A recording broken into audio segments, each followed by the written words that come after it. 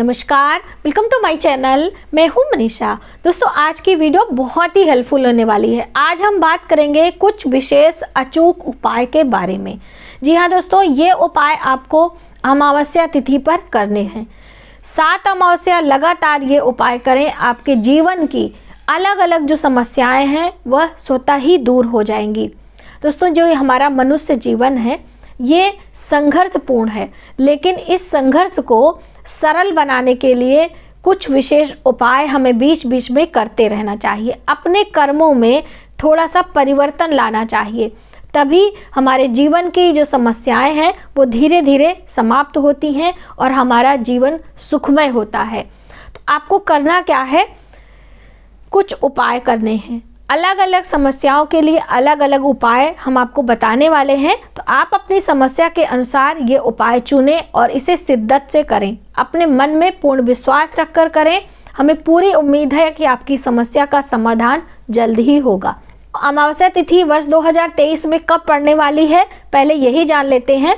वैसे तो हर महीने एक अमावस्या आती है, तो आपको हर महीने करना है, लेकिन जो ये माघ मास की अमावस्या है इसे मौनी अमावस्या के नाम से भी जाना जाता है। और वर्ष 2023 में 21 जनवरी दिन शनिवार को ये अमावस्या तिथि हमें मिल रही है। तो शनिवार दिन होने के कारण शनि देव की भी कृपा हमें प्राप्त होगी। तो शनि अमावस्या के नाम से भी इस अमावस्या को जाना जाएगा। तो आपको अमावस्या तिथि से ही ये उपाय करने हैं। क्या करना है, सबसे पहले ज़्यादातर लोगों की समस्या होती है नौकरी व्यापार से संबंधित। देखिए, आपकी नौकरी में कोई परेशानी आ रही है, आपके बॉस से आपकी पटती नहीं है, या फिर आपकी सैलरी बहुत दिनों से बढ़ नहीं रही है, या फिर कोई लोगों की समस्या होती है ट्रांसफ़र की, कि उनका तबादला नहीं होता है। तो ऐसे में आप भी ये उपाय कर सकते हैं। और यदि आप किसी एग्जामिनेशन की तैयारी कर रहे हैं, किसी विशेष परीक्षा में जाना चाहते हैं, सफल होना चाहते हैं, तो भी आप ये उपाय कर सकते हैं। नौकरी से संबंधित कोई भी समस्या हो, ये उपाय आपके लिए बहुत ही अच्छा रहेगा।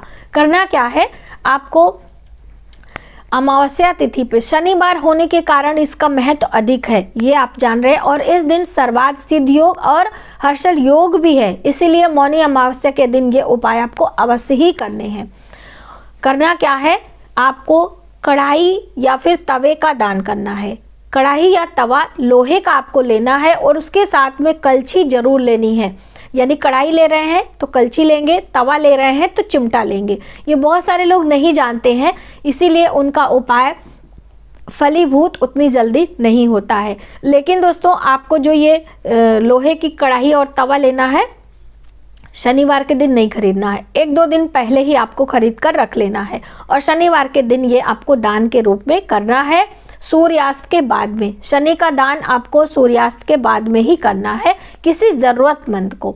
ठीक है, ज़रूरतमंद जो स्टेशन के पास में लोग रहते हैं, ऐसे रोड पर खाना वगैरह बनाते हैं, या फिर जो मज़दूर लोग होते हैं वो भी रोड के साइड में कहीं भी भोजन वगैरह पकाते रहते हैं, ऐसे लोगों को यदि आप ये दान करेंगे तो उनकी हेल्प भी हो जाएगी और आपका दान भी हो जाएगा। तो आप शनिवार के दिन सूर्यास्त के बाद तवा, चिमटा या फिर कढ़ाई, कलछुल का दान करें। और साथ ही आपको कुछ खाने पीने की चीज़ें देनी है। ठीक है, खाली चीज़ें, खाली बर्तन आप दान ना करें। आप इसे 7 शनिवार करके देखें, आपको विशेष लाभ मिलने वाला है। अगले उपाय की हम बात करते हैं। ज़्यादातर लोगों को पितृ दोष की समस्या होती है और उन्हें पता नहीं होता है। उसके लक्षण क्या हैं कि आपके घर में लंबे समय से कोई शुभ मांगलिक कार्य आपके घर में नहीं हुआ होगा। यानी कि आपके विवाह के लिए आपके युवा हैं, यानी कि आपका लड़का, आपकी बेटी विवाह नहीं हो रहा है, वो सेटल हो चुके हैं, जॉब कर चुके हैं, लेकिन फिर भी विवाह उनका तय नहीं हो रहा है। या फिर आपके घर में कन्या संतानें अधिक हैं, पुत्र संतान होने में परेशानी होती है, यानी आपके घर में पुत्र संतान होता ही नहीं है। ऐसे में देखा जाता है कि पितृ दोष होने के कारण ये सभी समस्याएं हमें घेर लेती हैं। तो पहले तो आपको संतान की समस्या है तो आप डॉक्टरी सलाह लें। विवाह नहीं हो रहा है तो आप विवाह के लिए प्रयास करें। और दूसरे साथ में आपको ये उपाय करने हैं। करना क्या है, आपको हर अमावस्या पर भगवान भोलेनाथ का अभिषेक कराना है। किससे, कच्ची लस्सी, यानी कि कच्चा दूध और उसके साथ थोड़ी सी शक्कर और थोड़े से गंगा जल मिलाकर रेडी कर लेना है और भगवान भोलेनाथ के मंत्रों से आपको अभिषेक करवाना है किसी पुरोहित से। देखिए, जब किसी पुरोहित का साथ हम लेते हैं, उनके वाणी से, उन मंत्रों से हम अभिषेक करते हैं तो उसका प्रतिफल हमें जल्द मिलता है। इसीलिए आप यदि घर में करना चाहते हैं तो पुरोहित को बुलाएं, पार्थिव शिवलिंग तैयार कराएं और ये अभिषेक करवाएं, उसके बाद हवन करें। और चाहें तो आप प्राण प्रतिष्ठित मंदिर में जाकर मंदिर में भी करवा सकते हैं, लेकिन अभिषेक के बाद आपको हवन ज़रूर करना है। तो इस तरह से यदि आप 7 शनिवार भगवान भोलेनाथ का अभिषेक करवाते हैं, हवन करते हैं और पूजा पाठ तो साथ में हो ही जाता है, इस तरह से करके आप पितृदोष से धीरे धीरे निजात पा सकते हैं। दोस्तों, पितृदोष हमारे पूर्व जन्म के कर्मों से होता है, यानी कि पैदाइशी होता है। ऐसा नहीं है कि आप अभी पितरों की कृपा या पितरों को आपने दुख दिया इस कारण से होता है। ठीक है, तो ये भी आप समझें। अगला, बहुत सारे लोगों के घर में धन की कोई परेशानी नहीं है, घर में कलह क्लेश बहुत होता है। आपके घर में धन आता है लेकिन बरकत नहीं होती है, आप उसे सहेज कर रख नहीं पाते हैं। इस तरह की अचानक से आपको परेशानी आ जाती है। ठीक है, तो ऐसे में आपको क्या करना है? इसके लिए एक बहुत अच्छा उपाय है जो कि अमावस्या तिथि पर आपको रात्रि के समय करना है। ठीक है, दिन में तो आप दान पुण्य जो करते हैं सो करते हैं, लेकिन जो विशेष उपाय है वो अमावस्या की रात्रि में करें। देखिए, अमावस्या टोने टोटके के लिए, तंत्र मंत्र के लिए विशेष मानी जाती है, इसीलिए अमावस्या पर आपको ये चीज़ें करनी होती हैं। और रात में करीब 11:30 बजे के बाद आप ये करेंगे तो आपके लिए ज़्यादा अच्छा होगा। अपने पुराने जूते जो या चप्पल भी आप ले सकते हैं, जो आप पहनते हो उसे आप ले लें, यानी कि पहन लें और उसे अपने चौराहे पर, जो आपका पहला चौराहा आता हो, वहाँ पर जाकर उसे उतार दें।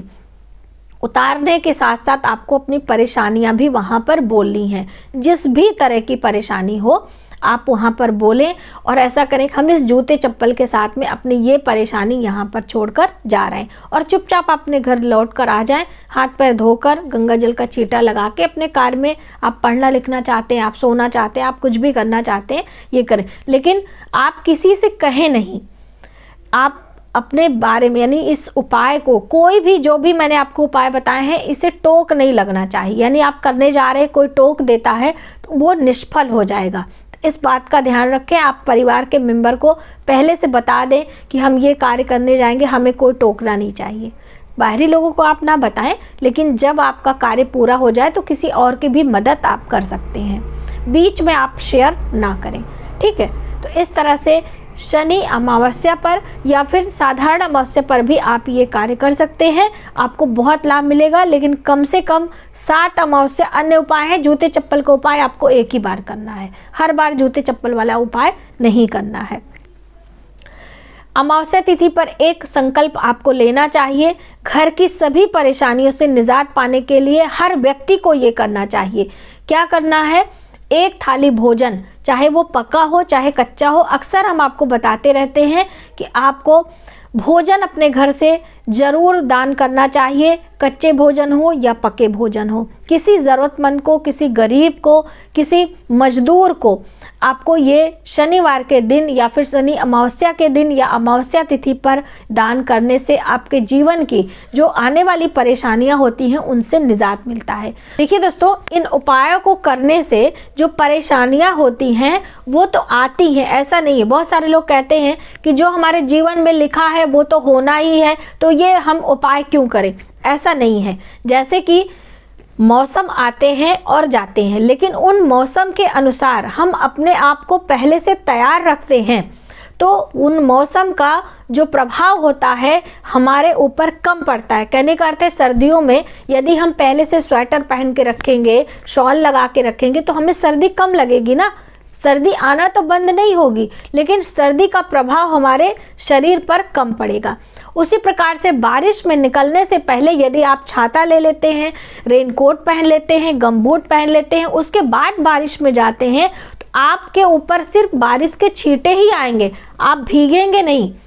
और धूप में निकलने से पहले आप छाता ले लेंगे, आप सनस्क्रीन लगा लेंगे तो उसका प्रभाव भी आपको कम होगा। तो उसी तरह से हमारे ये उपाय हमारे जीवन में कार्य करते हैं। कहने का अर्थ है कि हमारे कर्मों के अनुसार तो हमें फल मिलते ही हैं, लेकिन बीच बीच में उपाय करने से उनका जो प्रभाव होता है, उनका जो असर होता है वह कम हो जाता है। तो इस तरह से आपको इन उपायों को करना है और अपने जीवन में समृद्धि लानी है, खुशियाँ लानी है, अपने परिवार के साथ खुशी खुशी मिलकर आपको रहना है। आज की वीडियो में बस इतना ही। यदि हमारी जानकारी आपको थोड़ी सी भी हेल्पफुल लगे तो प्लीज़ हमारे वीडियो को लाइक करें, शेयर करें, सब्सक्राइब जरूर करें न्यू वीडियोस के लिए। मिलते हैं एक नई जानकारी के साथ नए वीडियो में, तब तक आप अपना ख्याल रखें। जय माता दी।